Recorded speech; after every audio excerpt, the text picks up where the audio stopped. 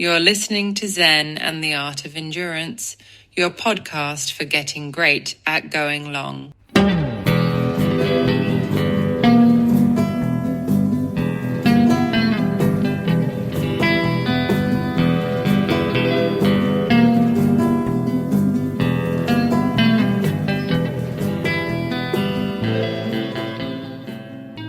Well, hey there, all you ultra endurance freaks and geeks, and welcome to another great episode of Zen and the Art of Endurance, the podcast where we go long and learn a lot about ourselves along the way. This is a really cool episode. We go and race a Texas gravel race, 61 miles, and Kai and I race it two completely different ways. He does it at the front of the pack, what I call bike combat with the other elites, and I do it from the back, Ironman style, with lots of time trial and solo and slingshotting off of the people in front of me, where I have lots of open space and can enjoy the day without being in the mix and possibly crashing and stuff. We have two completely different goals for the race because Kai races for the win, and I'm racing this race in particular actually more as a training day because I have a 50K, so a 31-mile Ultramarathon coming up the very next weekend, just 7 days later. And I'm trying to not destroy my legs so that I can go for a long run and do hill work the very next day after the bike race. So what we have here is getting ready for the race, and then a little bit of an interview or the plan before the race, and then a review after, and then I take you with me on my long run the very next day. I run 14 miles maybe, and the second half of it, like really strong hill work, and I bring the mic with me and I tell you about the details of how the race turned out. So it's really cool. We do the full spectrum, pre-race, two different styles of racing, post-race, gravel biking, ultra run training, and there might be a little swimming in there as well. And before we get started with that, I wanted to kick off the show with a couple little things. I mentioned later in the show something about the zen of you bringing only what you take with you. And there's a really good quote about that from The Empire Strikes Back, where Luke Skywalker and Yoda are training, or I should say, Yoda is training Luke Skywalker, and Luke senses this cave under a tree that is dark and evil, and he wants to go down and look at it. And Yoda's like, yeah, go for it, buddy. And then Luke says, what's down there? And Yoda says, only what you bring with you. It's so awesome. If you don't remember what happens, I'll tell you after you hear this part. And here it is. There's something not right here. That place is strong with the dark side of the Force. What's in there? Only what you take with you. So Luke is poking around the cave, and it's all symbolic of the inner self and such. And all of a sudden, Darth Vader appears and draws a lightsaber, and so does Luke, and they end up fighting each other. And Luke cuts off Vader's head or hits him in the face or whatever. But anyway, Luke wins, and Vader's helmet is split open, and in Vader's helmet is Luke's face. And it's foreshadowing, symbolic of you can turn to the dark side, or there's some of Luke in Vader, which turns out to be true because Vader turned, we don't know yet in the movie that Darth Vader is Luke's dad. Anyway, I thought you'd enjoy that clip. I talked about it, like I said, later in the show, and I went and found it, and there you go. The other thing I wanted to talk about was a really cool article that I came across in BikeRadar, and it's an interview with a guy that's putting on ultra distance races in Europe, and he used to do Ride Across America. And it's about what motivates people to do ultra distance, anything. So if you want to read the full article, it's BikeRadar. It's online. Arnaud Manzani or Manzanini is in there. And it's how do you get the motivation to ride a punishing ultra race? BikeRadar, if you want to look at it. But let's scroll down here. It's towards the end. He talks about what I teach on this show. And it was so nice to encounter somebody else spreading the message. And it goes like this. Where does Manzanini think people summon the will and desire to ride an ultra? And then he says, I think it's people wanting to prove something to themselves. When you compete in and finish any ultra, and it could be in running, swimming, cycling, you discover more about yourself. It's like he's been listening to this show. And you have the time to reflect on all aspects of your life, your job, your family, the things you want and don't want. Let me back up and say that again. When you compete in and finish any ultra, and it could be in running, swimming, cycling, you discover more about yourself, and you have the time to reflect on all aspects of your life, your job, your family, the things you want and don't want. And then he goes on, it's almost like a meditation. When I rode through America, sometimes I felt like my body was on the bike, but my spirit was someplace else, disconnected from me. And he means that in a good way. And then he finishes with, an ultra gives you humility. When you finish, you know who you are. And I think that for the future, you have more serenity and confidence to yourself. And I want to add to that. You know who you are and you know what you're not, which is equally incredible. Let's say you're working on a bike, fixing a part, and it requires a 5mm Allen hex key wrench, and somebody hands you a Phillips head screwdriver. You are going to be like, that is not the right tool for the job. So you go through life better knowing where to apply your skill set and where maybe you ought to let somebody else do that because that's not your area of expertise. And also where you are not capable yet, like you didn't do so well in this one part, you know now where to work to improve yourself. You know the edges of yourself, so you know where you can cover. I use the analogy I learned one time that somebody that is born blind actually handles new objects differently than somebody that became blind later in life.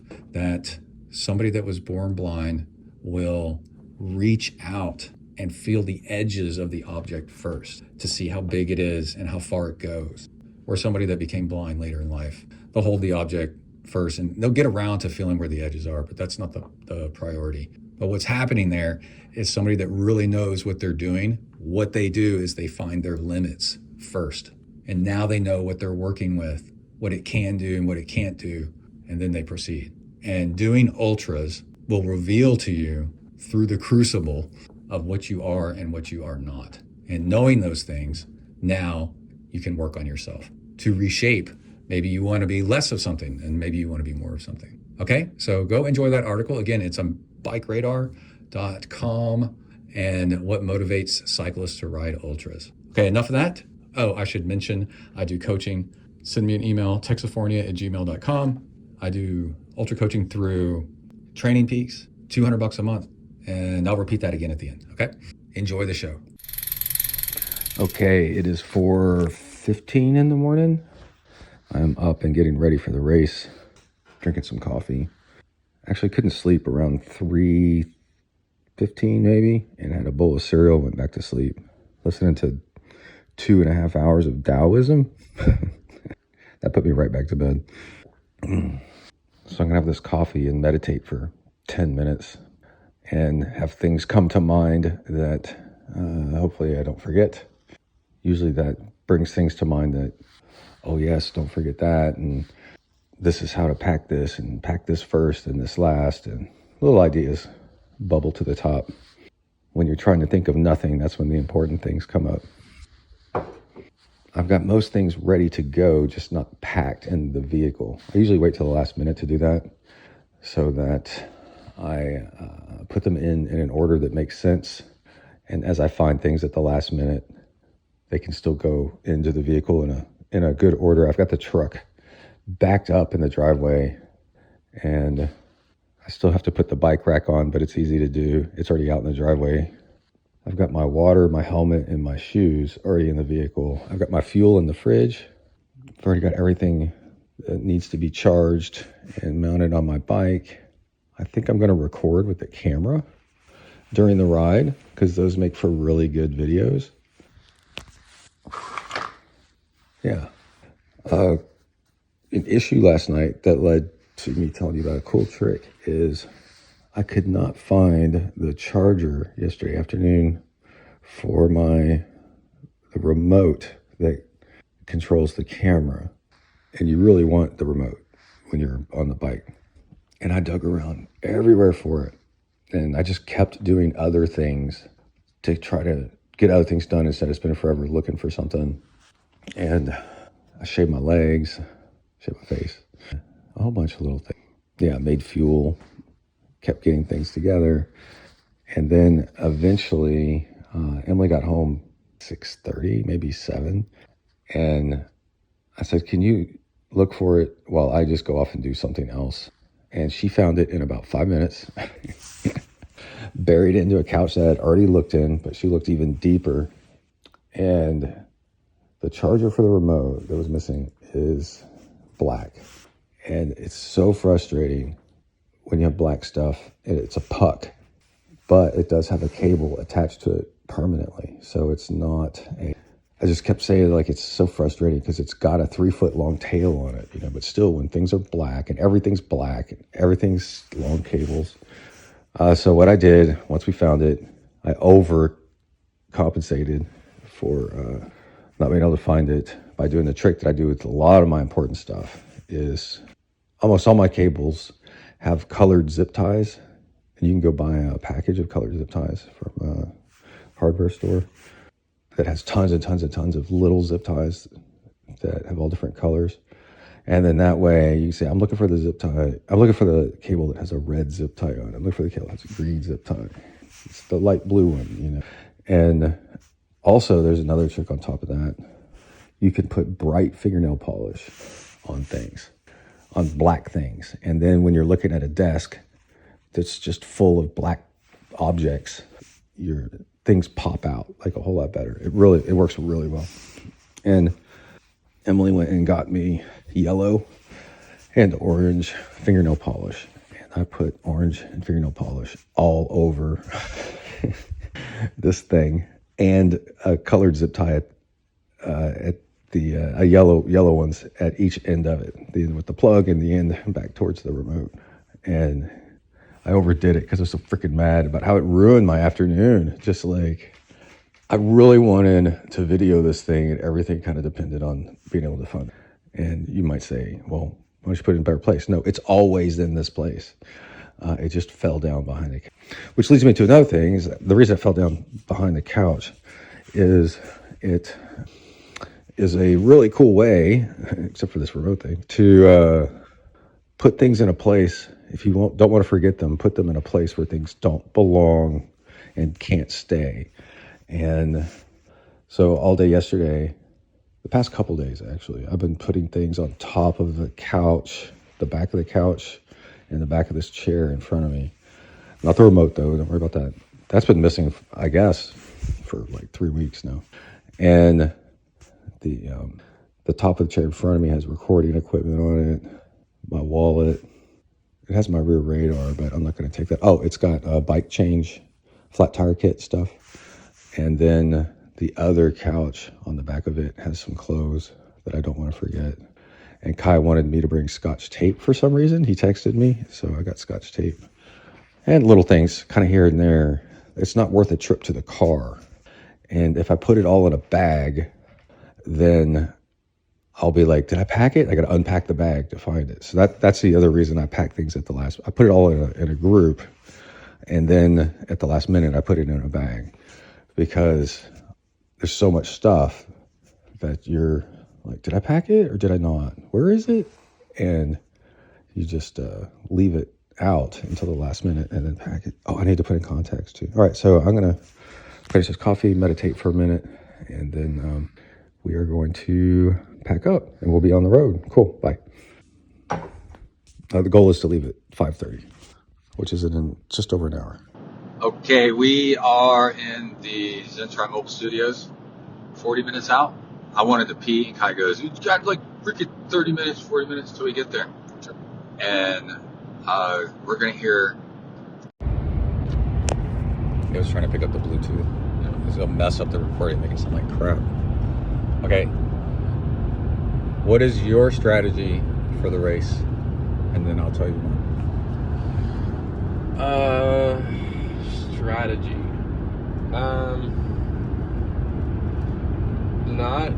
I want to stay towards the front.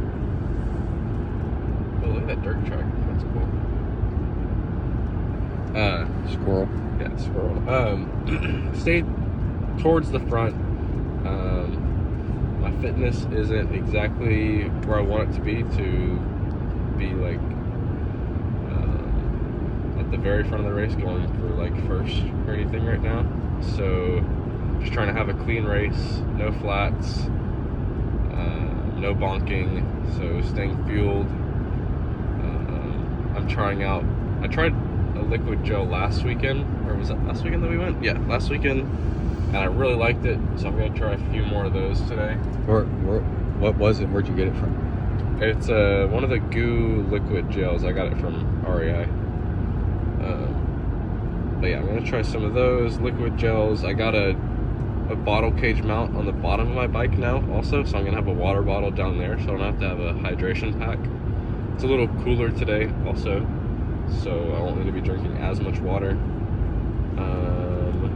And then just use this race as kind of like a practice and testing. You got a new bike with storage in the down tube? Yeah, storage in the down tube for extra parts. I don't have a saddle bag right now. I'll have my tire plugs, my dart plugs, and CO2 cartridges in one of my jersey pockets, just for easy access, just in case. Yeah. So to get to the down tube, your bike has it where it's pretty easy to get into it, right? The bottle cage is mounted to this like door, and you just like fidlock open a door, and then you can get into the thing. Yeah, super easy. It's a little hard to take the, what did you call it? A fidlock? Is that what it is? I guess. Take it out with the bottle in there.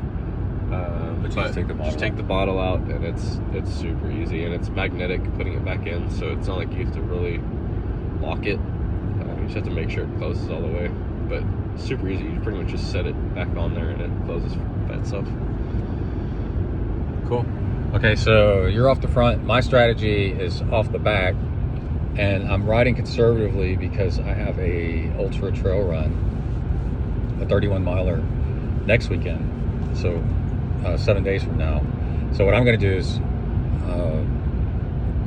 practice standing and climbing a lot to work the closest thing I've got to running muscles by standing, instead of sitting. Yeah. And ride a little bit very conservatively, and then use aero bars, and then I'm going to start in the back and do Ironman style, age grouper Ironman slingshotting, where you actually want people in front of you at the beginning, and then you draft off of them and work your way up towards the front as they fade. And don't try to work the hills too hard or anything like that. Like, keep your energy even, because I also noticed at the end of the race it's actually hillier than the beginning of the race. And you do this in Ironman swims. As a coach, you encourage people that are, they're worried about the swim. You say, no, don't swim at easy pace, because the more people that are in front of you when you come out of the water, then the more people you have to draft off of legally as you work your way up. And try really hard on the swim, which would be the equivalent of trying really hard at the beginning of a gravel race, only to get an extra minute, where you're going to save like 5-10 minutes by letting those people go, and then using them later on to slingshot pass. Okay, we got to pay attention to some traffic. Don't want to miss a turn here, so eat some more snacks. Kai's eating pancakes. I'm eating peanut butter and jelly and a sausage biscuit, and it is 7:30, and the race starts in an hour and a half. All right, good luck, dude. Good luck. Oh, you too. Okay. Kai's mouthful of pancakes. All right, bye. All right, I'm here with the amazing and powerful Kai Blankner, who just rode his first ever real gravel race. I meant on a real high-end gravel bike. That's right. So how did the bike, it was 61 miles. Yep. And how did you like the bike? What made it a top-level bike, and how did it feel? The tire clearance. Oh, it was a State, what is it, Allroad 2? State Carbon Allroad. I think, yeah, it might be a V2. Okay. It's a second edition. But yeah, the tire clearance, oh my gosh. So what tires did you run? I ran Schwalbe GRS 1s. G1 RS or GRS. What's 1s. the width? 50 millimeter. What tire pressure? Oh, I don't know. How do you not know, dude? I just go by feel. Okay. What tire pressure do you think? I couldn't tell you.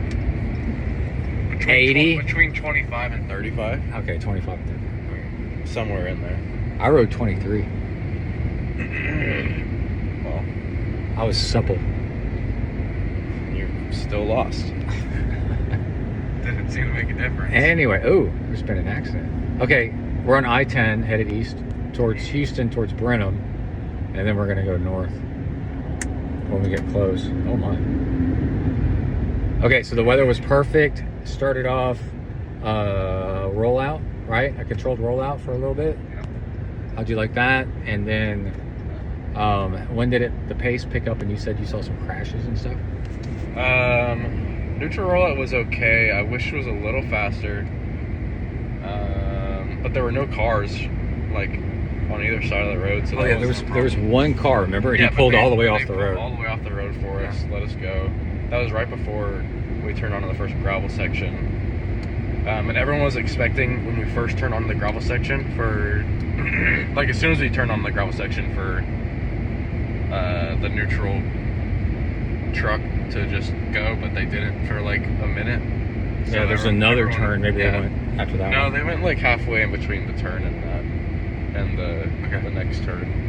But everyone started going hard. I mean, right when the truck left. So you said a front group broke off, or did they manage to do that? I mean, the first hill. They just attacked it. Yeah. Yeah. And I was off. I'd say I was like off at the back end of it, and I was just trying not to go too hard because I knew it's going to slow down at some point. They're not going to keep going this hard. Yeah. And people are going to fall off, and then the groups will be made then. So it was a lot of like catching up to the group, and then people falling back, people passing, and just trying to stay consistent and get in a good group. So was it like a tight peloton or kind of like a loose peloton because it's gravel? I'd say a bit of both. It was really, really dusty. Yeah. You could barely see in front of you, so you want to make sure you're wearing glasses, because if you don't have glasses, you're not going to be able to see anything. Oh, and then the 50 millimeter tires. Yeah. You could just like ride over everything. No worry about it. Yeah. It was I noticed so that too. Yeah. I was like, I would take a line, in a turn, and I it's still, because we rode those other bikes for 3-4 years, 5 years, I don't know how long. Yeah. And you would have to pick a line, that's the safest line. And with these tires, it's just like, whatever, Yeah. You just pick the fastest line, even though it's rougher.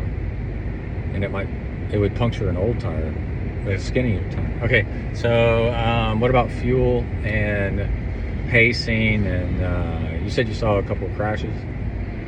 Yeah, fueling, I did 1 bottle of fuel, and I was probably doing, I had gels also, so I was probably doing 90 grams per hour. That's quite a bit. That's pretty good. Yeah, and that lasted me, that was a 3-hour bottle, so plus gels, and then I had 2 water bottles with me.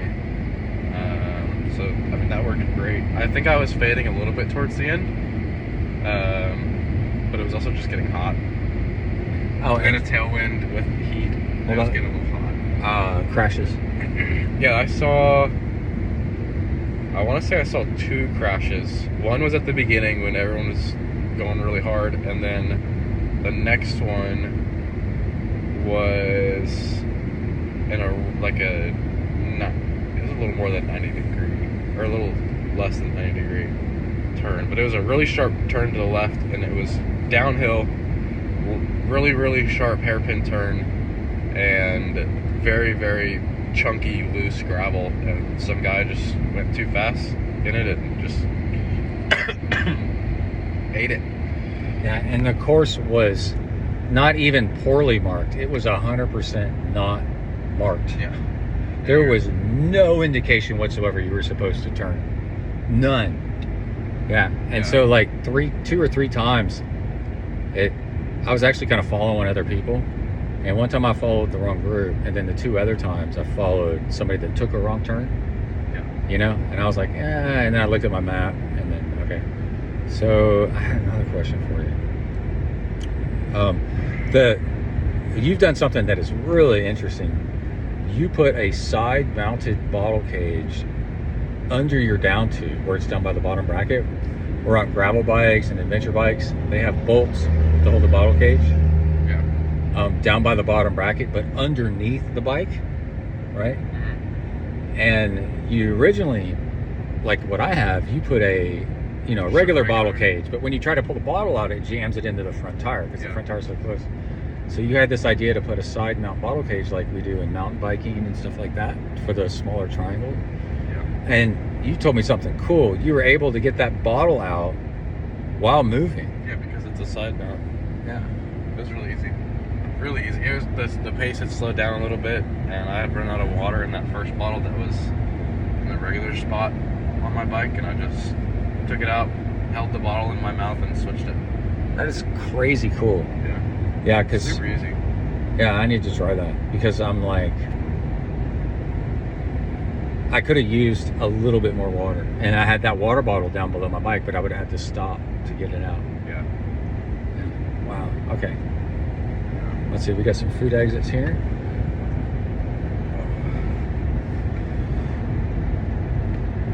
Dairy Queen? No. Joe's Barbecue? No. How was your race? We're looking for a Whataburger. How was your race? I had a really, really, really, really good race because I'm going for one, not crashing and injuring myself, and I have so many years of racing Ironman style that I really enjoy it. So I like riding time trial style, and the group went off the front, and then I rode time trial style, and I swear after like 20-30 minutes at most, it broke apart to like huge gaps in between people, and I was able just to park myself in the aero bars and ride along and just watch my power. And then halfway through the race, about mile 31, I was averaging 222 watts normalized power, and so I hit the reset button so that kind of the next lap would be fresh. And then I did 214 or something for my second one. So anyway, I averaged 218 watts. And so I'm looking for like really controlled, even watts, and then passing people at the end. And I would pass people at the end like crazy that had blown up, you know? And I know you want to race where you're in the mix with everybody. Yeah. And then some people, most people, but not everybody, get older. They don't want to get in all that, crash and stuff like that. They kind of want to avoid that. And so, like, I was very happy. Look at all that burnt grass, that grass farm. And then I didn't need to. I needed to pee towards the end, but I didn't have to stop to pee, which is awesome for me to do 3.5 hours and not have to. I was totally planning on stopping and peeing once. Yeah. I was really smart about my layers. I managed to take off every single layer, including my beanie, off my head without taking off my helmet. Yeah, I took all my layers off at the start of the race. Yeah. All I had arm warmers, and I took them off in the neutral rollout. Wow, that's brave. It's compact. Yeah, I just pulled them out to the side, and just. Yeah, I took off my gloves, and my arm warmers, my beanie, and I had a neck scarf that I had tied. Instead of a neck gaiter that's a tube, I had a neck scarf that I had tied around my neck. So all I had to do was untie it with one hand, and then I was able to put it in my back pocket or in my thing. And then I supplemented for the first time ever. From the beginning of the race, I supplemented like 2 or 3 times an hour with just like 2 or 3 gummy worms every 20 minutes or so.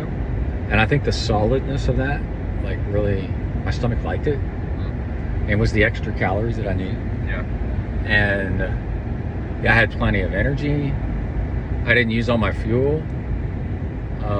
So I got fuel for tomorrow to use on my long run. And then I videoed it. I videoed the race. I stopped once because my camera started acting messed up. So I pulled the battery out, put it back in, and then it started acting right again. And that took about 30 seconds to a minute. And then I took some wrong turns because I was following other people and not paying as close attention as I should have. But the race will be up on YouTube. And I tried to get video of like the scene of it all, like how many people there were and how crazy it was. And I'm super happy about 220 watts for 3.5 hours. Yeah. That's pretty freaking great. And very even, no fade.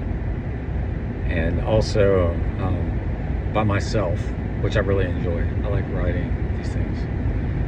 So we had 2 totally different races, but it's what's so cool is one race can have 2 totally different types of races, right? Yeah. So we saw your old mountain bike coach, by the way. Yeah. And so you're up at the front where it's all, if you want, people can race all like, what do you call it? Drafting in a peloton and like pulling, and drafting off of each other and stuff. And then I let that go and I raced off the back and then just rode time trial style. Yeah. Same race. Really cool time. Yeah. You got anything else? Mm-hmm. What's your next race, you think? It'll probably be the 30 mile of the same race series. So whatever they do like 6, 7, 8 races or something. Yeah. Maybe. I don't think it's that big. But anyway, they have different, like today there was like a 30 mile and then a 60 mile. Yeah. Right? So you're going to do the 30 mile and try to do a shorter race and actually try to be more competitive, like win it kind of stuff. Yeah. Yeah. And do race tactics and stuff. Yes. Cool. Well, I had a really good time. I'm super glad that you were able to experience a 50mm tire on the rear. Yeah. And how much it doesn't cause flats. Yeah. Everybody's been saying that forever, right? They're like, you got to go wider tire on the rear. And it is true. We just had to wait till the opportunity to pop up where a bike appeared because your old frame cracked. Or My frame. My frame cracked. Yours got warranted, and then they got you off that bike, and then you got into the State and got one. And I got it in the Niner and got one, and it is way better, way better. Okay, that's it. We're looking for some food, and we'll be back. Bye. Okay, good morning, everybody.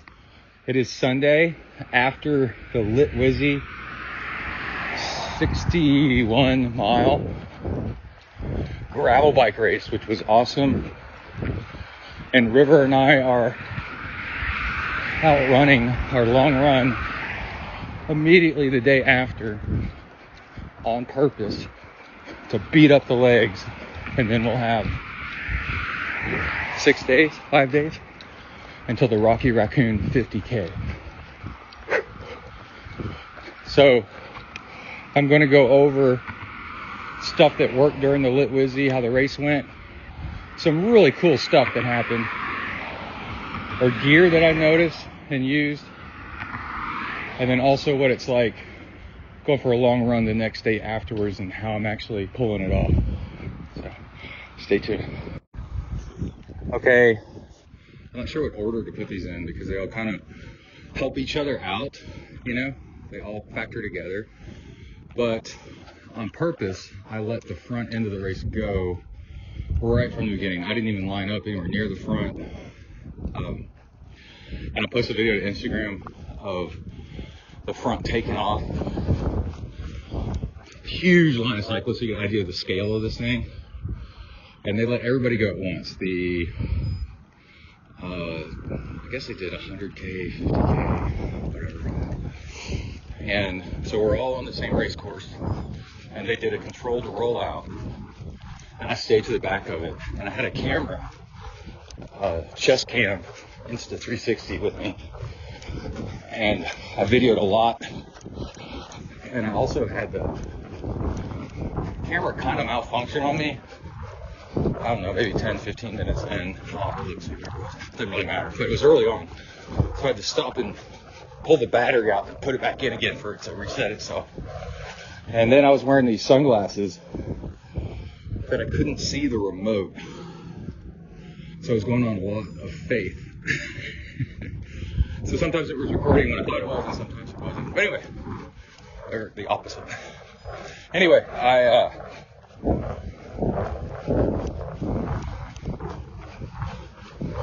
rode Ironman triathlon individual no drafting TT style on purpose because I knew, one, I like it. Two, I knew that it would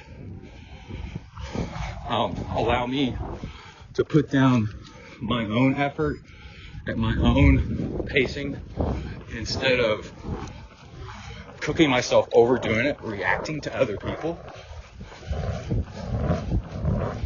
which is a big problem if you're riding in groups. And it worked.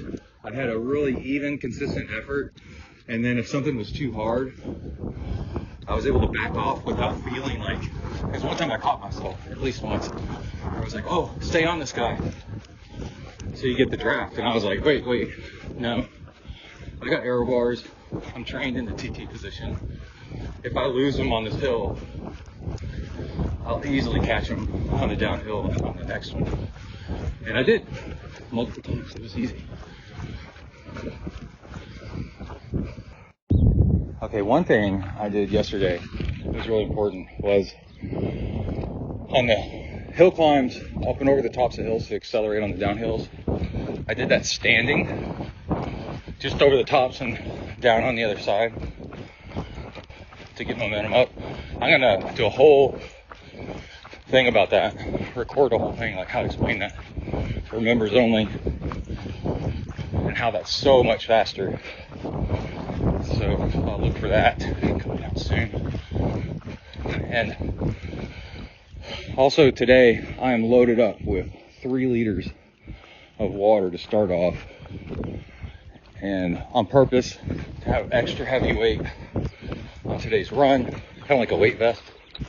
Carry way more water than I need, and then race day will feel easier. But on purpose, the standing and climbing, but holding back the rest of the time, just doing these doses of standing and climbing was to simulate running, right? When you're running, you're standing, obviously. So when I did put down hard efforts, it was like I was running. And that'll help me on race day, after I recover from those, to have just repeated of those with recovery right after, to get me through hard spots. Okay, I should mention what River and I are doing first. Very flat, very gentle downhill. Or flat, yeah. And just to kind of feel out everything, getting his morning run in, and then also letting him, he likes to stop and sniff a lot, which I found for high volume, your first part of your workout, it's totally fine to have little stops and stuff. let everything warm up really nice, kind of recalibrate. Here comes a car. Over to the right, come.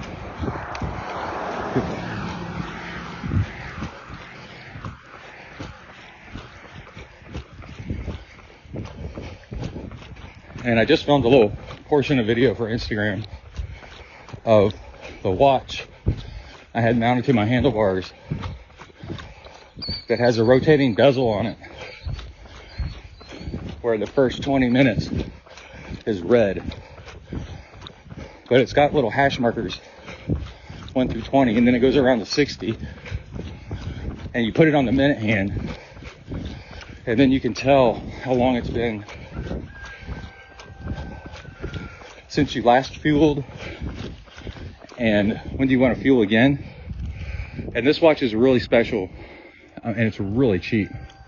There's a rooster. If you ever get a rooster, remember, they don't just crow, whatever they do, at daylight. They do it all day, and sometimes maybe all night. I don't know. But anyway, one, it's like super lightweight. It's just the right size. It's kind of small-ish, so it'll fit on your handlebars without taking up a ton of space. It's quartz, so it's super accurate. It's got a 2-year, 3-year battery life, and it's waterproof. It's on the 50 meters or more. What does it say? 100 meters? That's a lot. So you can swim with it. And the rotating bezel, most watches like this only rotate one way. So if you go just a little bit past where you want to go, you got to rotate all the way around. And that's okay if you only use it on rare occasion. It's a safety feature for diving. But if you miss your timing and you want to adjust it forward just a tiny bit, it'll rotate the other way as well. And I've been using it for like a month now for all kinds of stuff. It is awesome, awesome, awesome. So that's what I used for my fueling. And at first, you know, because I just come off breakfast and starting off easy, it's every 20 minutes. And then I found as the race went on that every 15 minutes, it started becoming more and more useful.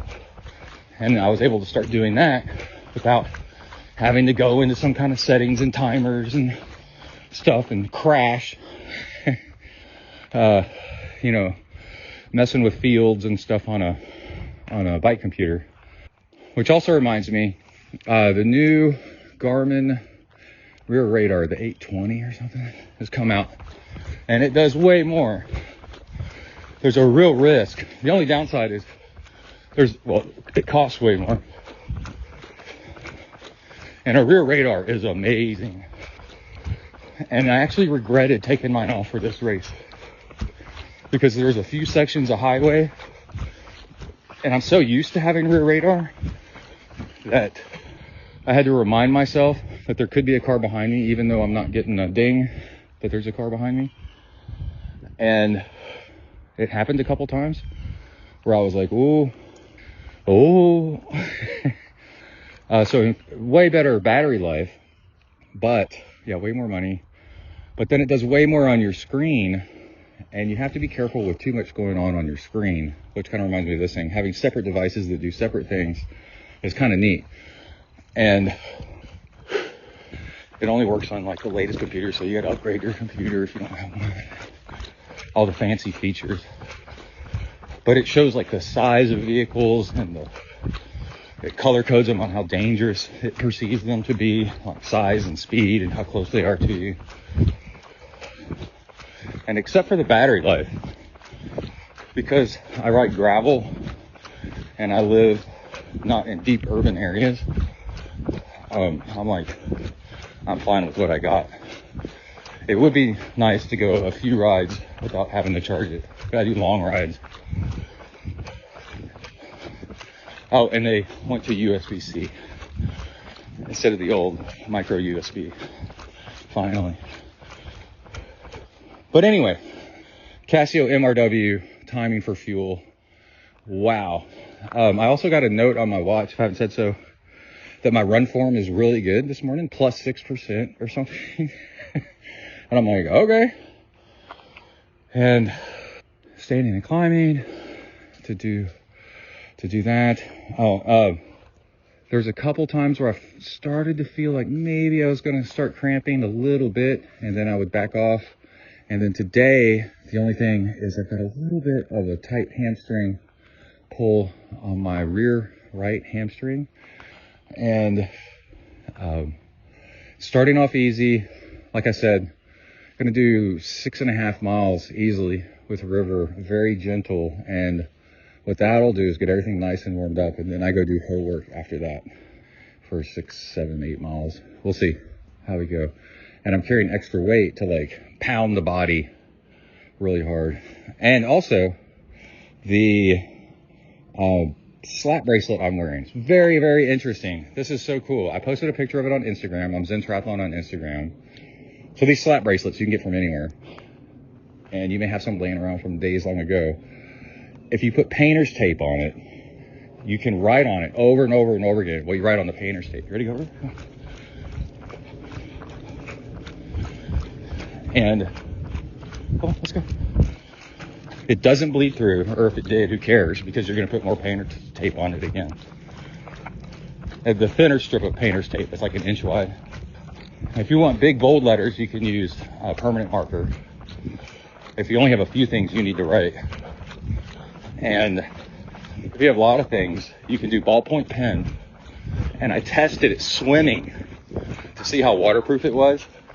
And the bracelet came off first lap, you know, because of the drag of the water. But the whole point was to totally submerge it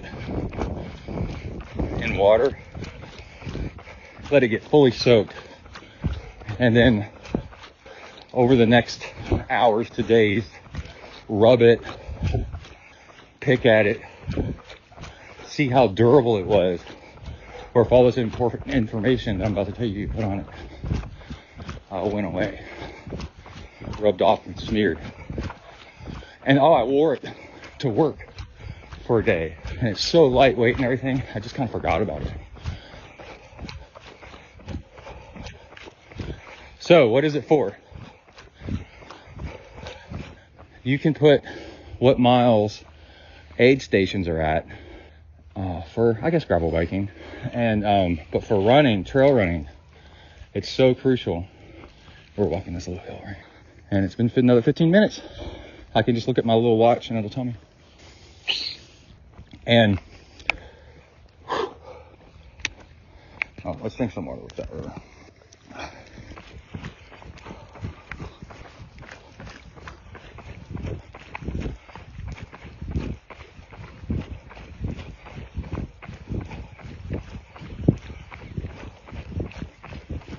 The other thing is you could put the mile marker or maybe a landmark or something like that where critical things happen where you could make a mistake and you don't want to make a mistake. And I really could have used it yesterday. I just never got around to doing it. Was I took 2 wrong turns only for like 100 feet. But 2 wrong turns because we were multiple races, at least 2 races on the same course, and there was no race markings at all, which is kind of like part of the race. It's kind of fun. The risk, the adventure. And what I've done the painter's tape thing and tape to my handlebars, which is also really cool. If you have aero bars, you can put them right out in front of you in a straight line. Same kind of thing. And that at mile 24.5, so you put 24.5 and then TR, that means turn right. You could even put a GS, which means go straight. You just need to know your own code, with a circle and a slash through it, or an X through it. Do not go straight, turn right. And that would have saved me, because I've done it before with painter's tape on my handlebars, and it worked. So what we're doing today is running with it And over this next week, I'm going to go ahead and write up where my aid stations are and where my critical turns are, because of the race coming up. We all start off at the same place, same time. Well, I don't know, same time, but it's looping and all kinds of craziness. And even though it's marked for this race, markings can get weird, especially if you get tired.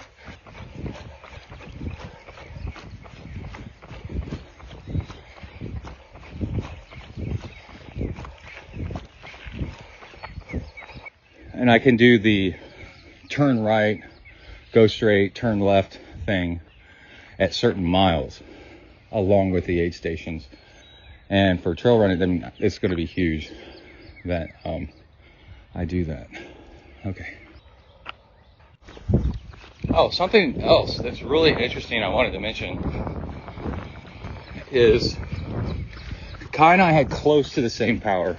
I think he was 10 watts more than me, and he weighs less than me. You know, but I had these aero bars and stuff. But to show you the difference of running, or riding, I mean, with that front pack and the draft benefit that they get.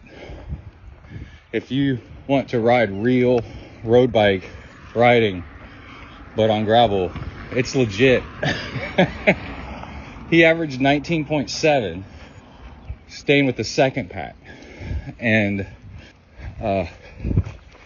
made friends with him after the race. Was like having a really good time talking to everybody. I went up and embarrassed him as his dad. And Freudian slip there. Well, my dad used to embarrass me, and not really. It's funny looking back. And he averaged 19.7, and I averaged 17.1. I did have those two missed turns, which had me come to a dead stop to do a U-turn briefly, and then stopping to adjust my camera thing. So let's say I would have averaged 17.2, maybe 17.3. I don't know. Nice average compared to my regular training rides, because I did get a little bit of draft on occasion. But riding the front pack, you do not want to lose that front pack. And then you only have the aero bars if you're riding that style. If you get dropped, to get back on that pack, because that was a massive difference. He finished 30 minutes faster than I did, and that was his first race in a while on a brand new bike. So that says a lot. And then, speaking of that, something really cool that I want to do, but I also want to make a modification for it, is he did some long rides, I think, with the bottle cage underneath the downtube, where it's down like by the crank underneath the bike. And he said, I'm going to put a side load cage down there, because to get that bottle out, you have to stop, or else you'll jam it into the front wheel when you try to pull it out. You have to turn your front wheel to the side to get that bottle out. And then again, to put your other bottle back in, you know, if you're swapping bottles. And for racing, that's very suboptimal. Oh, an armadillo. I couldn't stop. Oh my God, he was pulling me downhill. Let's see if we can still see it. Here, come here. Where'd he go? Lots of armadillos out right now. That was a big one. But anyway, I said, were you able to reach down and get that bottle out while moving? And he said, yeah. He had to wait till it was like a safe area, like not dead in the mix of everybody, and the combat had kind of calmed down a little bit, then he could swap it out. And I have a water bottle that I never used yesterday, but I wanted to use it towards the end, but I would have to stop. And that's when the racing really matters, you know. The placing is coming down to, you don't want to, you're trying to run down the person in front of you, and you don't want the person behind you to catch you. So stopping is like, no way. And it would have been nice. Now, so I'm like, this is awesome. This is incredibly awesome. But if I do it, I'm going to want to make a modification to the cage, because I had a bottle cage down there before that broke because of the weight of the bottle not being supported fully by having arms on both sides. It wasn't a side mount, but it was where the cage on the opposite side of the frame was only supported by material at the bottom, like where the bottom of the bottle is. So it didn't have side arms on it at all. So instead of side arms only on one side, it had none. And with a heavy bottle on gravel and it being under your bike, it cracked. And you don't want that to happen, especially during a race, if that's your critical fuel or something, water you need later in the race, right? So I do have a side mount bottle cage. It's on my mountain bike, because that's the only one that would fit in this like triangle. I might move it over once I look at it and figure out a way to rig a rubber band, a silicone band, so it won't break.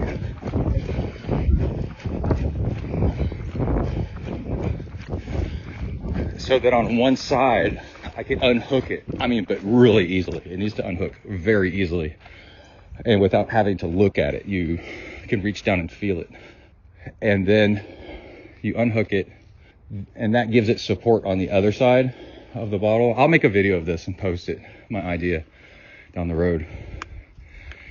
And then it's almost time to fuel again.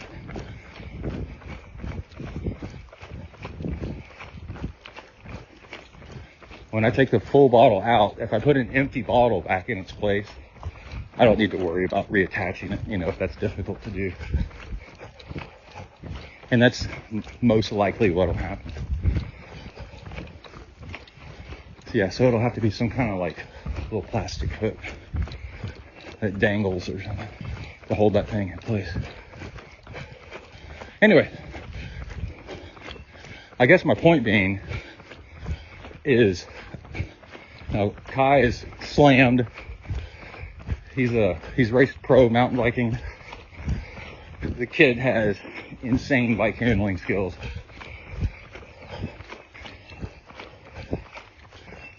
So him reaching that far down to grab something, I mean, I was surprised, but I haven't really tried it myself yet.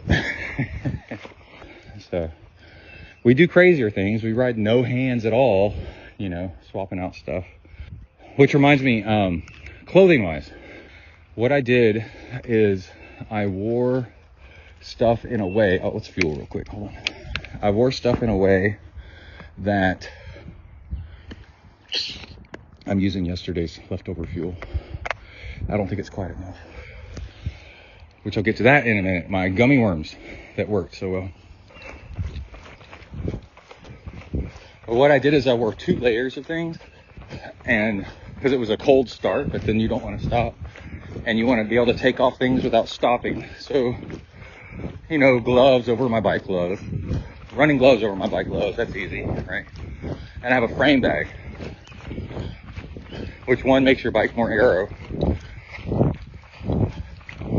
because it fills space between your head tube and your seat tube in an aero way. And then I had 2 sets of arm warmers, but they weren't. I had arm coolers under very lightweight arm warmers, ones that didn't have fleece lining or anything like that. So I was able to go from cool conditions and stay warm not be burning calories shivering, which is a thing. You burn more calories if you're cold because your body's trying to heat itself up, fight the cold. And you need those calories for actually racing or training. And then walk break. We can do a little bit of water too. All right. Then what was the other thing? So as I started to get hot, I would take off one and then go, yeah, this is better. And then take off the other side, shove those in my jersey pocket.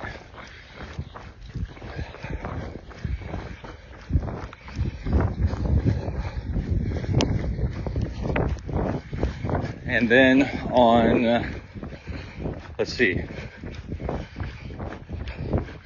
for jerseys, I wore two thin jerseys. I want to be Aero, right? So I have these two jerseys that are a little bit too tight, which is perfect. You learn that in swimming. You want your swimsuit to be a little bit too tight. That compresses you down and makes you smaller, which makes you faster. And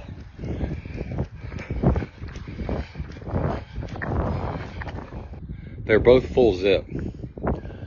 So what you can do is you can modulate. They're really thin. They're like the thinnest Lycra. They're not mesh, but they're thin, really thin Lycra.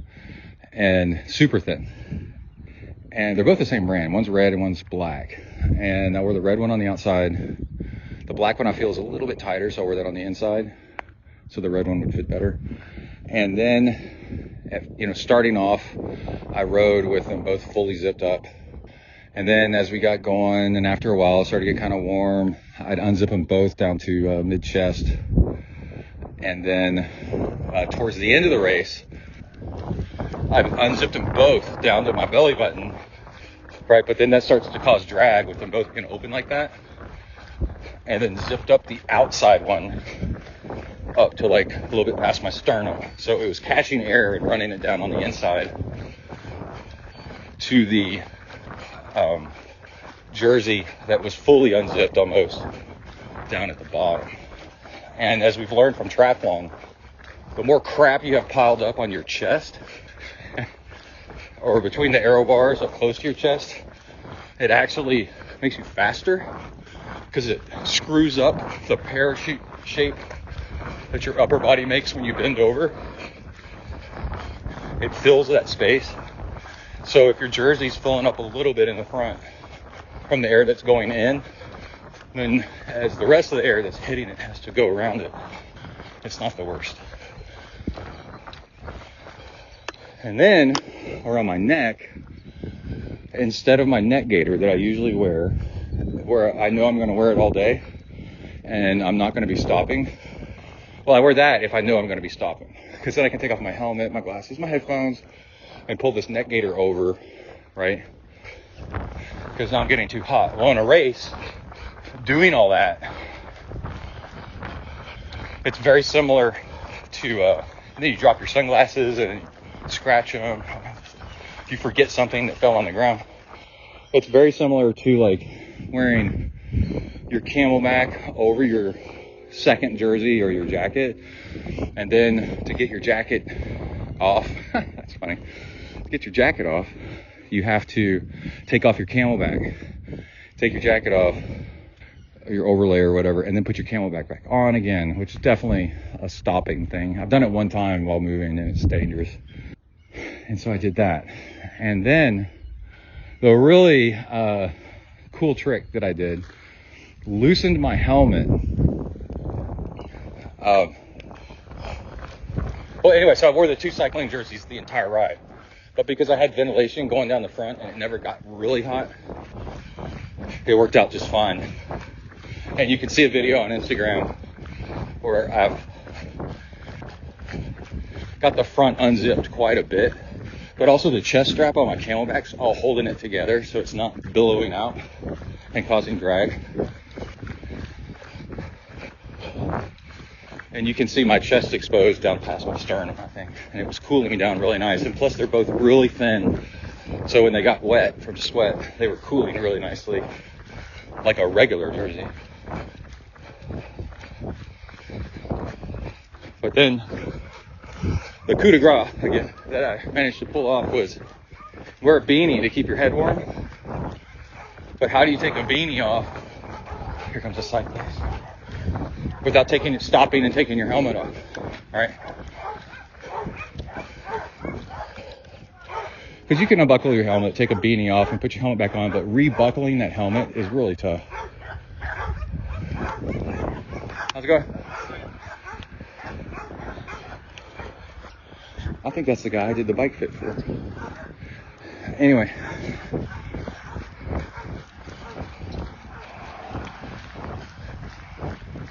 You might want to try this before you buy your next helmet to see if you can do it. If it's big enough of a deal for you. Loosen the helmet all the way. Then from the back, under the helmet. Because if you go forward, you're going to obscure your vision. From the back, under the helmet, start pulling on the beanie. And it'll start working its way off your head. And then eventually you pull it through the back of your helmet down by the underside. Where like the tightening thing is. It comes all the way out, and then you retighten your helmet. All in like, takes like a minute, and you do it when there's a safe spot, you know. But you can still be rolling. So I did that yesterday. So I went from being dressed for cold, I think when we started it was 48 degrees, to being 70 degrees halfway through the ride without having to stop, which is a really neat trick. Okay, we got some dogs coming up. I'm gonna get off the mic here for a minute. Okay, so one thing that was really interesting was I've been mixing in gummy worms. Sour gummy worms are what you need because they're textured so they're grippy. They're longer so you don't choke on them like a grape, like a gummy bear. They'll get stuck, less likely to get stuck in your throat. Is this thing recording? I can't see with my glasses. There we go. And mixing in a couple, because I was like, why didn't I finish my fuel that I'd made? But also, why did I need to pee so much during this race? So the fuel that I didn't use came from gummy worms instead. And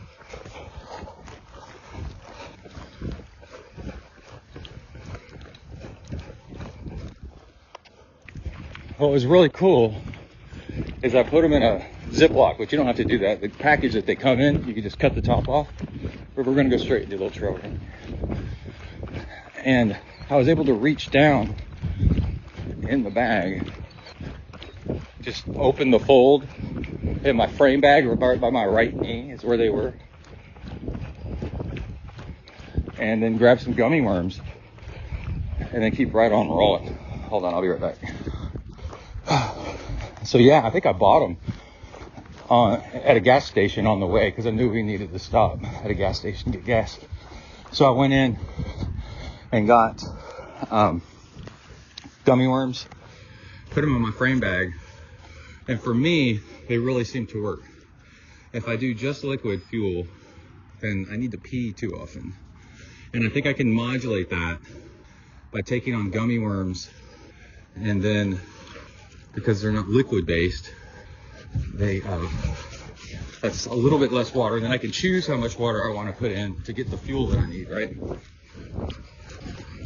You want to keep your fuel and water as separate as possible so you can modulate how much of each you take in according to the needs for the day. And then I kind of needed to pee towards the end, but I never had to stop and pee, which is really rare for me. Usually once during a 3 hour. I did 3.5 hours, 3:36. Never had to stop and pee, which is great. And it was the gummy worms.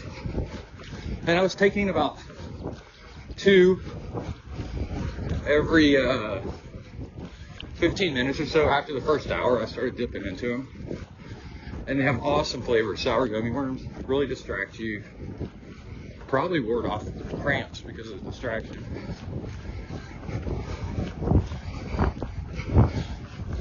And what I'm going to do on this run today, because I do feel like I'm running a little bit low on calories,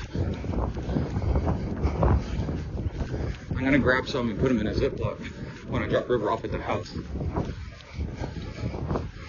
And just nibble on the occasional gummy worm. And what's interesting is they're also both fast and slow burn at the same time, right? What they're made out of is extremely fast burn. It's just sugar.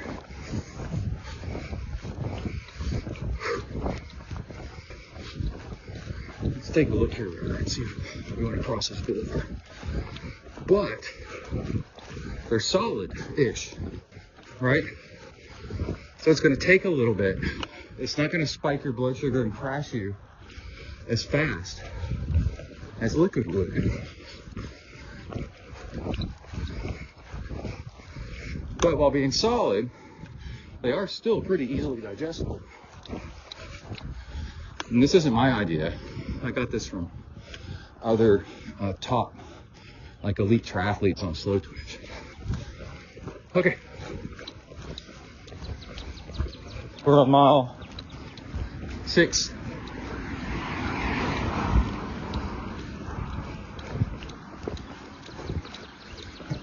The hills will now begin. Downhill first, actually, which is good slamming for the legs to toughen them up. And then an uphill, drop River off, and then head out for another lap, but completely different route. Let's wait till we be okay. Okay, this is long run after Lit Whizzy part 2, so I don't mess up the first one. Can you hear me better now? Better now?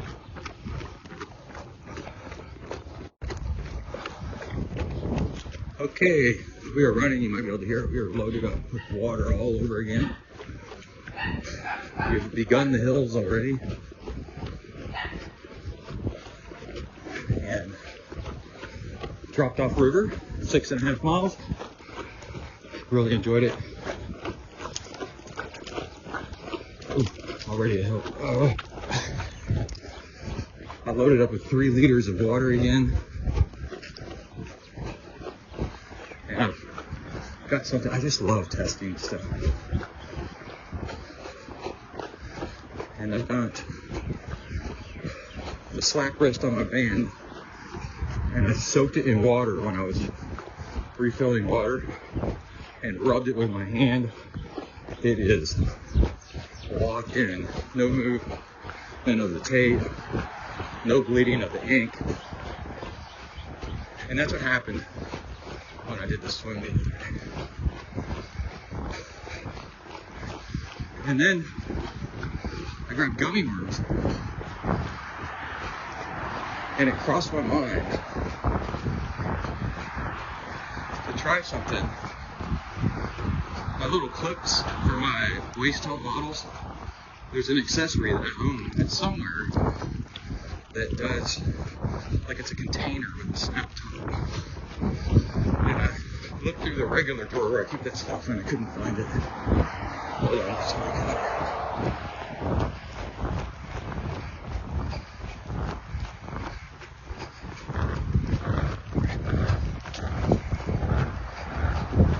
But you would pop the top and then pull out a Ziploc bag of your little gummy worms. I'm gonna walk this. Put the gummy worms back, pop it back in, because if you put it in your pocket, there's so much bouncing and trail running, especially going downhill. A Ziploc, pants, shorts start getting wet, right? They could slip out. And then you've lost your gummy worms. As we know, we see fuel and stuff all over the trail, right? So it'd be cool to put the Ziploc of gummy worms in the snap top thing. I was like, well, I can't find it. I gotta try something funny. I'm gonna try one of the empty bottles that I got. It's a 10-ounce kind of square shaped bottle with a lid that's maybe 1.5 inches across. And I stuffed it like a third full of gummy worms. And I'm gonna try shaking out gummy worms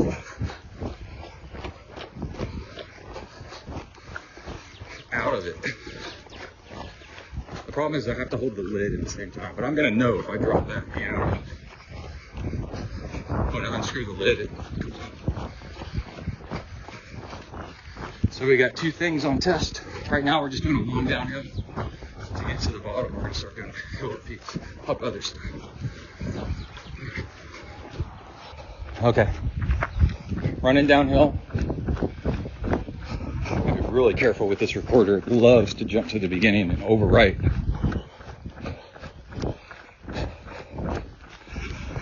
So, 20 minutes in, did another gummy worm, shook it out of the bottle. It's kind of a 2-hand operation, which kind of sucks. But still, I guess it would be either way, even if you got out of the Ziploc. Hold on, I gotta see it.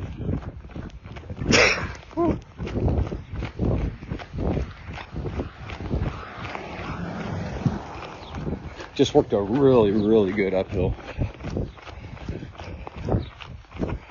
Let me try smudging this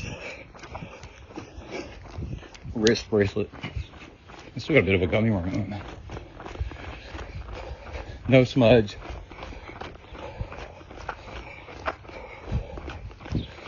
Okay, back uphill again.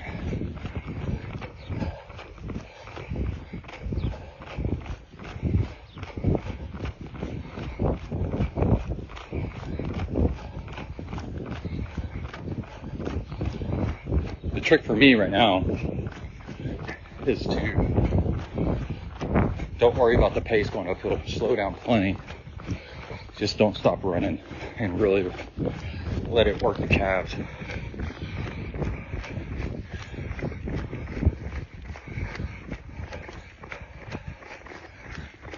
Looked at the weather already for next weekend, and it might rain, but not be really cold, which is wonderful in its own way. It's very cooling. My PR there was a day that it rained on the 50 miler. And because it's pine forest, yeah, the roots might be a little slippery, but it's sand. Soil in general. Sand-based soil. There's very few pockets of actual sand, but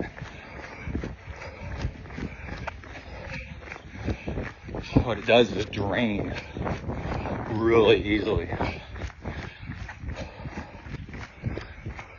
So you don't get concrete shoes of peanut butter mud or anything like that. It's pretty great.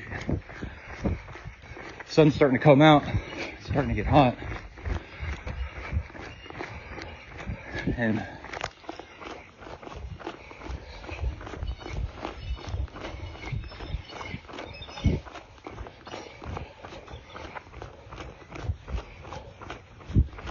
yeah, I have this overall feeling of I did it right. I didn't screw up my training.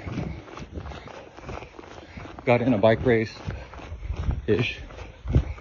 I did it my way, and then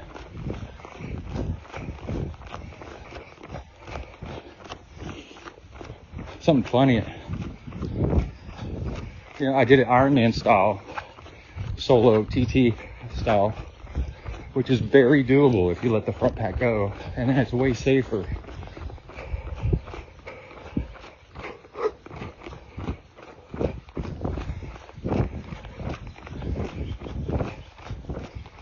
And it's crossed my mind. Let me walk this one out of section. It's a little technical here. Plus I want to adjust something. Yeah, if you're a triathlete, the curse of triathlon is you'll never be the fastest. You know, because you don't train that one specific sport, but you'll be pretty good. So it's an ego check, which is always good for you. So you won't be the fastest cyclist or runner or swimmer, but you now have 3 sports and 3 communities and 3 groups of friends, whatever, that you can do, be part of.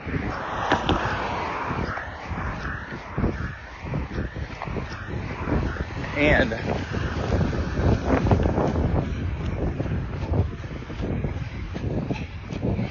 you'll be crazy fit because you do all 3, and you're avoiding injury.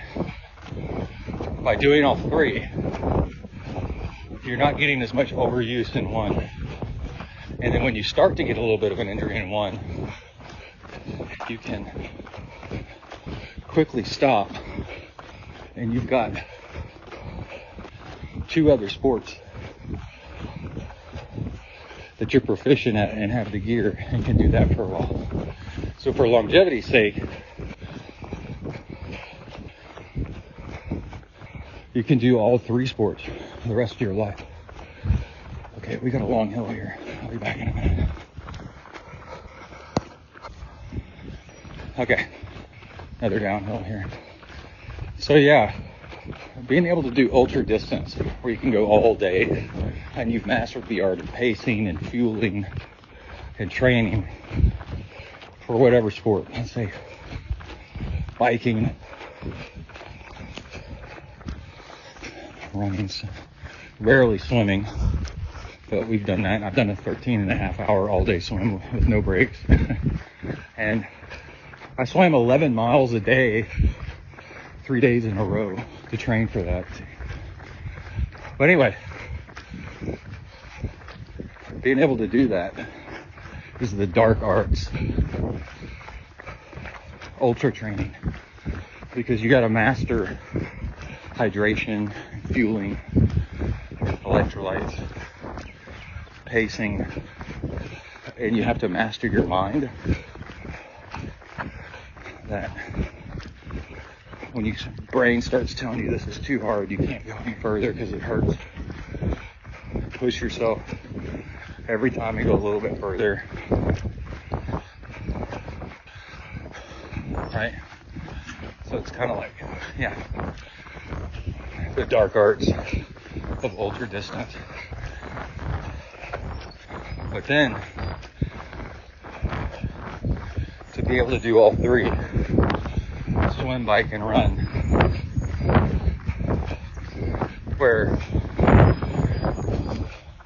sorry for the wind, on Friday, I swam 2 miles, pretty much nonstop, with nearly 500 yards of butterfly mixed in the middle of it.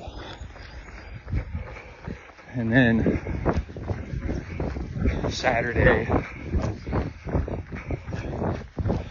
61, who's counting? Gravel race. Gravel, you know, so it's technical, rough, averaging, I think 210, 215 watts the entire time. No bonking. Feeling great at the finish line. And then the turnaround the very next day, which is today, and run what'll probably be just over a half marathon. Carrying extra gear.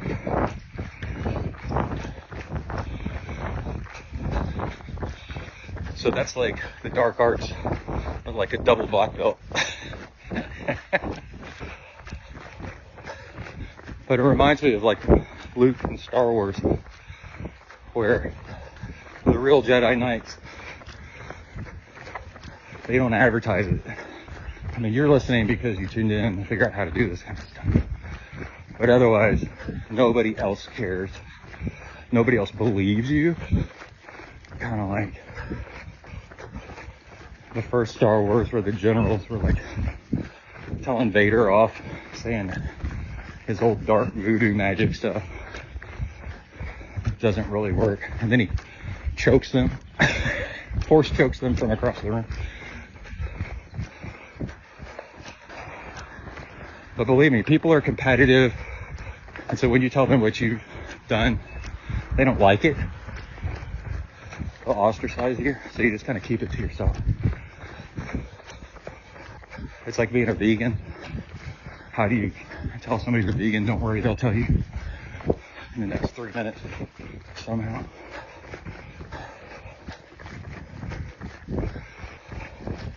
So between us here on the show, we can talk about it.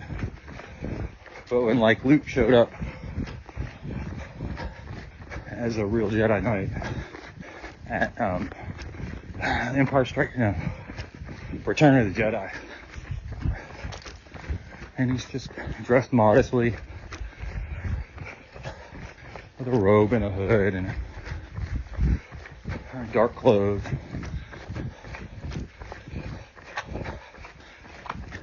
They just don't advertise it. Also, there's a small portion of the population that'll try to sabotage you.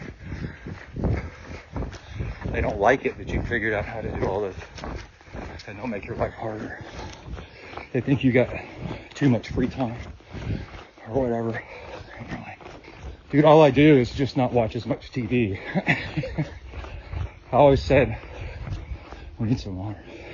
You can train for Ironmans the same amount of time that most people watch TV.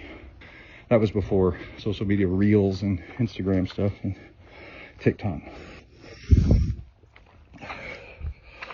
There you go.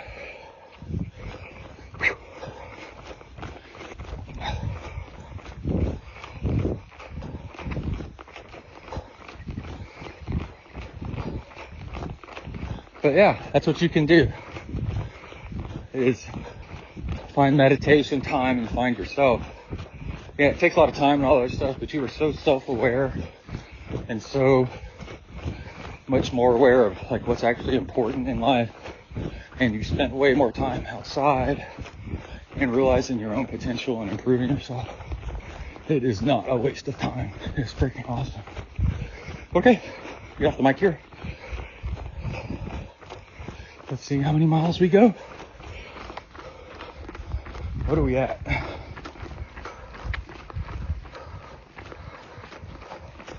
Almost 10 and a half. All right, be right back.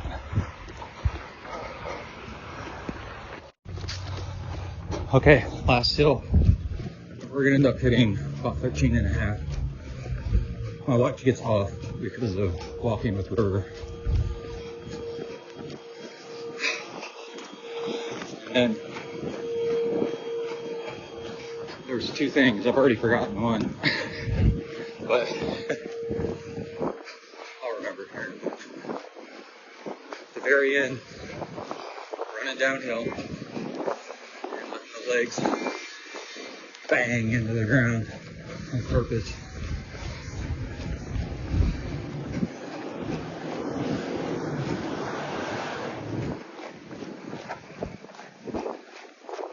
Let's do a little more water.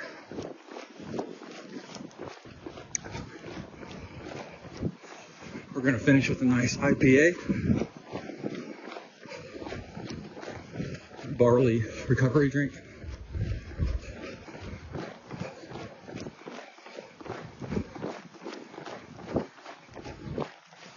Okay, we're going to try to make it to the top of this hill.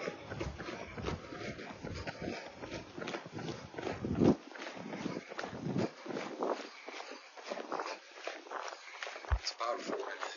It's pretty good for burn.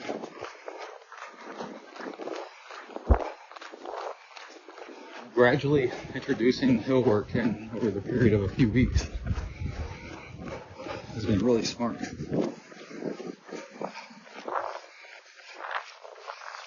aches and pains. I know for a fact if I can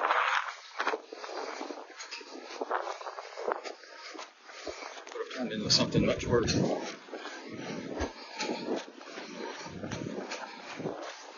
Almost at the top.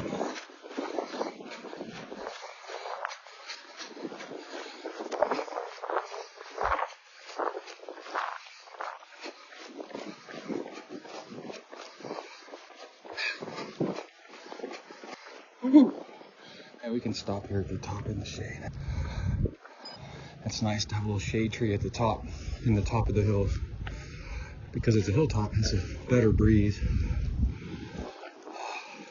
Been down low, starting to get hot.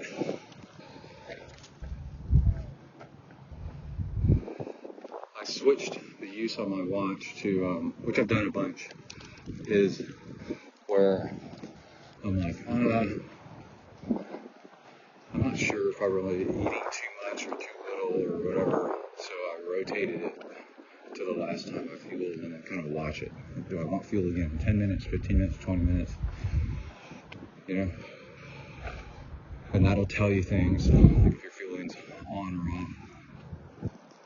But yeah, gonna go inside and I guess wrap up the rest of the day with cleaning up all the mess from yesterday. Got home yesterday and went right to sleep. Well, almost right to sleep. I ate. And then rinse off the bike, clean up gear, and get ready for work tomorrow. All right. Be back shortly. 13.5 miles, no problem. Which I wanted to say, like a month or 2 months ago, yeah, about 2 months ago, it was a problem. But by mixing in slight hills, it actually makes you stronger anyway. And that's really, really nice. On the dashboard of my truck, I still got Kai's pancakes that he never finished eating on the way to the race yesterday. That's funny. Just cooking in the sun. Hello, Lucy, I'm home. Hello. All right, we are out walking river. And I want to do some quick wrap-up notes from this morning's run. Feeling freaking great. And I remembered that when Kai and I finished and we were driving home, we both commented to each other about how great we felt. Nowhere near as sore and not exhausted, which is a reflection of really good training. Hold on a second.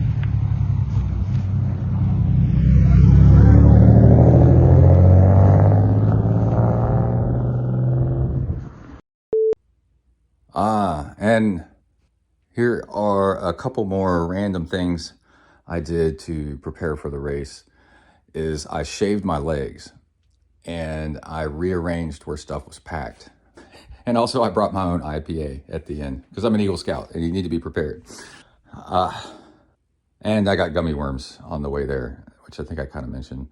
But shaving your legs makes you a lot faster, and you can spend a ton of time shaving your legs with a razor and such. And I'm not confident that a razor close shave is actually faster than stubble, very, very light stubble from a 0 grade clippers. So I have a beard trimmer, and I used to shave my legs in swimming, so I've been through all that. And I did a little bit for some Ironman stuff, and then I realized that a beard trimmer, clippers, whatever, with a 0 guard is what I meant. You can get down to almost as close as shaved. And just like dimples on a golf ball, does the very slightly rough surface actually make you even faster than shaving all the way down to the skin? Because then the air can't get a grip, because it's, yeah, kind of like having a dimpled surface. So anyway, I did that, and clipping your hair is way faster than shaving your legs. And I sit in the edge of the bathtub, and then when I'm done, I just pick it up and then throw it in the trash. Oh, and another thing I did was I removed, or did not attach, my rear radar. I'm starting to think that rear radar on the back is actually more useful during a gravel race than you would think, because I was riding along, and on occasion you're on a highway, very rarely, but and you're so used to having rear radar that you assume that there's not somebody behind you because it's not going off. And besides it being actually nice to have it go off if there is somebody behind you. So the reduction in weight is significant, but the lack of information, and then also towards the end, if you want to know if somebody's coming up behind you trying to beat you to the finish, is also kind of handy. You don't have to turn around and look and then possibly crash. And let's see, what was another thing? I rearranged stuff on my bike. Over the past few months, stuff's been moved around and whatever. And what I did was I put my CO2 cartridge with a head on it, but not screwed down yet. It's screwed on, but not tightened enough to engage it, to crack the tip of the canister. I put that in my my frame bag. And it's kind of long by the time you put the head on it, so it fits in the frame bag really nicely. And then I had tire plugs where I always keep them in my bento box right behind the stem, so I could work on a flat without having to pull stuff out of the saddlebag, without having to pull stuff out of my camel bag. Now in my saddlebag, I had tire levers and more plugs in case the plugs didn't work, right? And because at that point you're like, I'm going to be here for a while, so you might as well put it someplace that's it's okay to take an extra 15 seconds to try to get it out, and because you're going to be working with tools now, tire levers and stuff, and maybe. And in the camelback, I put the spare tube. I have a spare TPU tube, and in it I have a sealant, by the way, inside the TPU tube. So when I inflate it and then I ride it, if the TPU tube gets a puncture, at least it's got a hope of sealing itself. And that's how I rearrange stuff on the bike. And that's how I rearrange stuff on the bike for the race. All right, it's Monday morning after the race, and one of the laws that I've discovered about myself that comes true is the earlier I get up, like seemingly crazy early, like today, 3 o'clock, because I couldn't sleep, 3:15 maybe, the more likely I am to be late. And I've tried to figure out what's going on, and I have time to actually fiddle with things, and then fiddling with things to improve them, which I totally need to do, and I really enjoy, because not having time to improve things and little things sucks all the joy out of life. The little space between, is where I'm like, oh, I should try this, and I should try that. You find little improvements kind of here and there, and you got to play. It's basically like playtime, but then it ends up taking more time, I guess, than what I think. And then because I have extra time, I end up using more time than what I would think, and then I end up leaving the house 10 minutes later than what I thought. It's so ridiculous. Oh, here's a runner. Cool. And for me, what happened this morning was I was leaving my neighborhood, and then I realized that I forgot my swimming sweatproof, waterproof headphones, and also forgot a frozen sausage and egg biscuit, which I like to have at some point in the morning. Well, I forgot the headphones. I was like, oh man, I don't want to swim without those. And then if I was deciding and starting to put my truck into reverse, like, should I go back and get them? I'm like, what else did I forget? And then I realized that I forgot my sausage and egg biscuit.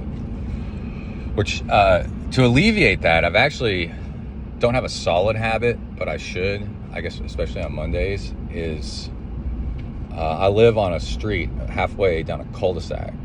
It has a nice roundabout at the end of it. And what I should do, and what I've done, and works really nicely, is I go the wrong direction from my house. And by the time I leave and go around the roundabout and swing back by the house, that's when all this stuff is triggered, like, oh, it gives you time to think. Like when we were leaving for the bike race, by habit now, we always ask, do you got your helmet? Do you have your bike shoes? And do you have your bicycle? But those are the two things that if you forget those, and they're easy to forget because you just assume that you have them, that the bike race that you've just driven 2 hours to go do is undoable. Well, you could still do it without your bike shoes, but it would really suck. But without a helmet, you're toast. And yeah, so anyway, that happened this morning. That's fun. Oh, another funny thing. It's really important as a cyclist to not just know how strong the wind is blowing, but which way it's blowing from. And actually as a runner too, when it gets hotter, because that'll tell you which run route is possible without melting here in Texas. And you can vary your routes based on the wind direction. And on most smartwatches, it'll even have wind, but it won't say which direction it is. And you have to dig a little bit, always, it seems like, everywhere, to find the wind direction. You know, great, it's blowing 6 miles an hour. From which way? That really matters. And especially along the Gulf Coast, that'll tell you whether it's humid or it's dry as well, which way the wind's coming from. Anyway, I realized just this morning with a button press, I could get that information, because I was like, I looked and it was 4 miles per hour. And I'm like, okay. And I was like, oh, my watch actually has this feature, the T-Rex, Amazfit T-Rex 3, where it's got Chat GPT built in, and then it's got the thing where you can do hot press buttons, and it does it through your phone actually, but there's hot press buttons where you can start different things based on, you know, you can long press 3 different buttons and it'll do 3 different things.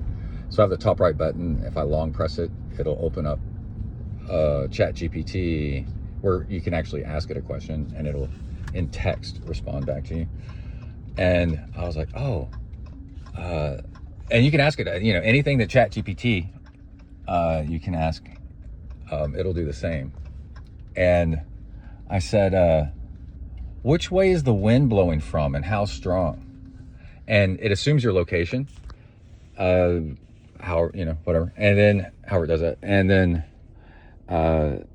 it said the wind is blowing from the southwest at 6 miles per hour. I actually did it in kilometers. And then, so I asked it again.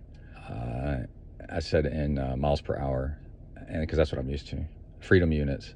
And I said it's in miles per hour, and it said the wind is blowing from southwest at 10 kilometers per hour, which is 6 miles per hour which is also 6 miles per hour. And I was like, thank you. And that was freaking cool. So now I realize, I've had this for a while. I realize I can just do it with a long press of a button. I wonder if I could do it in the future. Let's try it. Which way will the wind be blowing from at 3 o'clock this afternoon, and how fast? The wind will the south at 19 kilometers per hour. Oh, I didn't say in miles per hour. The wind will be, but yeah, I can ask it what it'll be at a certain time of day. Oh, that's awesome. So like for this evening, I can ask it. This is a part of the effortless stuff you need to make endurance training possible. You can offload stuff and make it easier. So I can ask it, you know, what's the wind going to be like this evening, and then start thinking about what clothes I need and what route I need, just with the press of a button. That's pretty cool. All right, bye. Okay, I hope you all enjoyed that. It was so much fun to record. And right now, as of this recording, I'm making this moment, I am 2 days out from running the 31 miler, and things seem to be okay. It's going to be pouring rain apparently on race day, but everything else seems like it's doable, and it's going to be a lot of fun. So stay tuned for that next episode, where we will review how that all went down. And even I don't know what that's going to be like. So enjoy the suspense just like me. And again, I do ultra endurance coaching, Ironman, swimming, biking, and running. If you want to get coached, especially with the Zen mindset, I build it right into the workouts. How to approach every workout as more of a meditation practice or not, depending on the workout and depending on you. Actually, it's very customized. So send me an email at texifornia@gmail.com and I will get you set up and we can begin taking you on your journey. Oh, I should mention, I coach in a way that I teach you how to coach yourself. If you would like, you can ask all the questions and I'll give you all the answers of what we're doing and why. So you can consider it an investment and to learn how to train and coach yourself. And yeah, it's more of an investment than just spending money and then not knowing the science behind it after you're all done. Cool? Cool. All right. Everybody stay safe out there. See you after the Ultramarathon this weekend. and work the uphills, cruise the downhills, and keep the rubber side down. Out.